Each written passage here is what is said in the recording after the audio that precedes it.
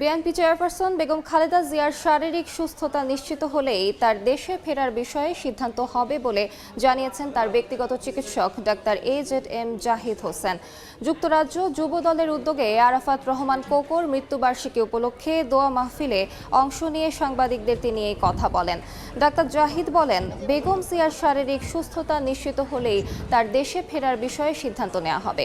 এ সময় বিএনপির ভারপ্রাপ্ত চেয়ারম্যান তারেক রহমানও মায়ের সঙ্গে দেশে ফিরবেন কিনা প্রশ্নে তিনি সাংবাদিকদের বলেন, সার্বিক পরিস্থিতির ওপর নির্ভর করবে দুজনে একই সঙ্গে দেশে ফিরবেন কিনা।